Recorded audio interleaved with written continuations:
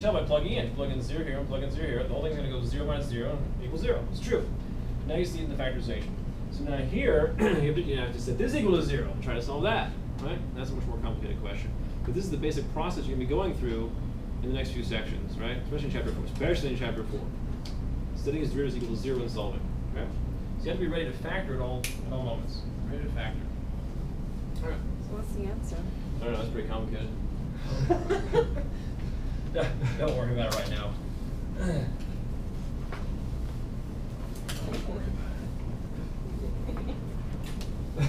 Again, it's more chapter 4, right? It's more chapter 4, setting equals 0 and solving. Just want to get you ready for it, get your mind ready. All right, any questions about composition of functions? And chain rule. Any questions at all? No? All right, I'm crushing this. All right, next one. Here is where all of you are going to jump out the window. Number 48? What? No, we already did 48. you're still here, so no. So 3.7 is implicit differentiation. Implicit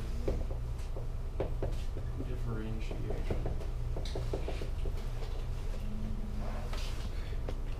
We'll start with the most classic example, that is a circle.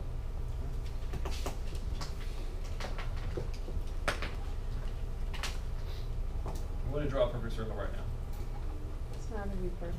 Just letting you know. Why not? There's no circle is perfect. Yeah, there is.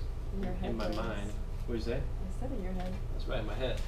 All right. So it didn't come out to be so perfect when I drew it. It goes from my head to the world, and there's little imperfections along the way. All right. Anyway, we'll believe it is of radius 1. That'd be okay? Okay. All right. 1. It is centered at 0, 0. This is not the unit circle. I mean, it is a unit circle, but I'm not talking about trig right now. X, Y. Is this a function? Why not? Because it doesn't pass the vertical line test. It does not pass the vertical line test. For every value in this thing's domain, any value here, it's going to put out 2 different y values, right? Except at the edges of the circle. Okay. All right? I'm just going to draw a little picture there. I'm going to put a little value here, and it'll map up here, and this one will map down here. Okay? That's A. This would be A comma B. Right? And that's a height of B. And then down here, we would have A comma negative B. Okay, so not a function. So how am I going to take its derivative? Not a function. All we've done is functions so far.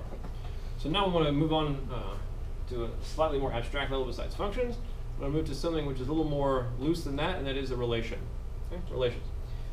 So how do you describe a circle in mathematical notation using x's and y's for this particular example where the radius is 1?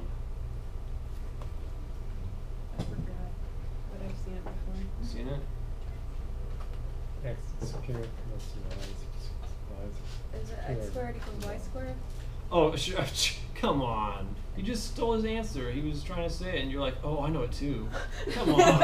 It just Jeez, my head. that was horrible. I didn't hear. Oh, my goodness. Was he really trying to think of it? Yeah, he said it before you did even. I didn't even hear him. Like, it's on film.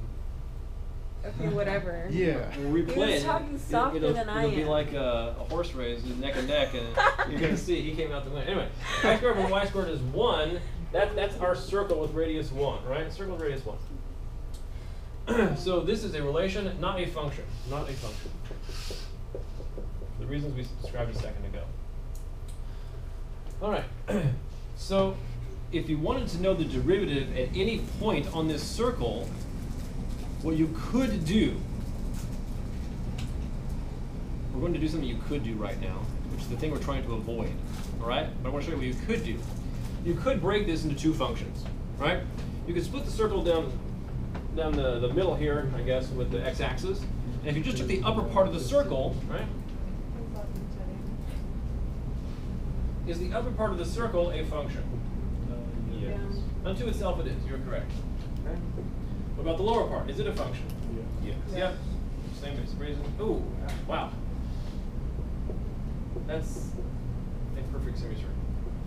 There, right. Function and function. Now, the problem is, for one, you have to be able to tell me the description of this function.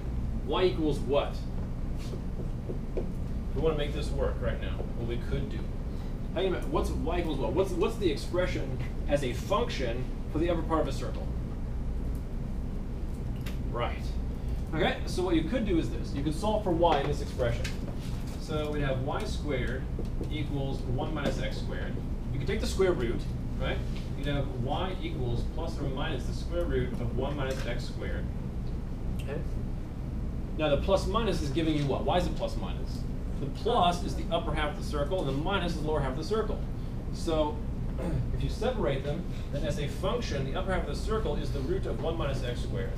And the lower half of the circle is the negative root of 1 minus x squared. So there, we can partition our picture into two pictures. They are both functions. And now if I want to know the slope down here somewhere, I'll differentiate this one and plug in the values. If I want the slope over here perhaps, I'll differentiate this one and plug in the values using our regular rules. Are we okay so far? Make perfect sense, right? That's what we could do. Let's do it, just to see it works. So dy dx, what is the derivative of the upper half of the circle? Well, this is really a 1 minus x squared to the 1/2 power, and now that we know chain rule, we can actually deal with this scenario. So what would you do? You would bring down the 1/2, right? You differentiate the outer function first. The 1/2 comes down. If at any point you get lost, tell me please. There. 1/2 comes down. The power is going to lower to a negative 1/2, right? I'll just write the whole thing.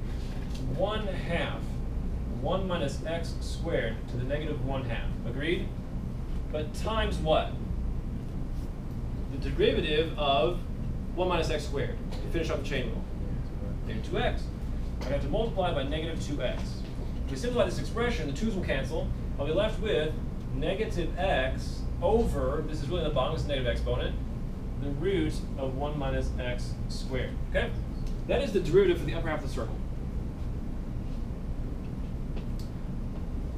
Since the lower half of the circle differs only by a negative, the expression should be exactly the same for the derivative, but negated. Correct? What's the derivative of 5x? What's the derivative of negative 5x? Negative 9.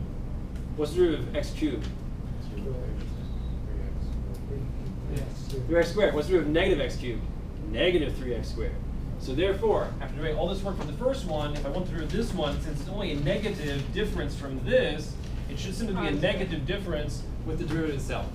So without doing all the extra intermediate work, we know the derivative over here should be x without the negative over the root of 1 minus x squared. That's the derivative of the lower half of the circle.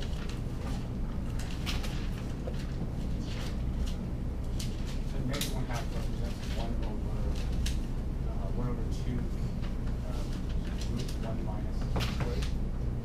This 1/2? Yeah. That 1/2 came from this 1/2, Yeah, right? yeah. That whole setup represents 1 over. 1 over. This setup here? Yeah, can you write it as like instead of negative 1/2? It is 1 over 2 root 1 minus x squared. Right? Pretty sure that's We had the derivative for the top.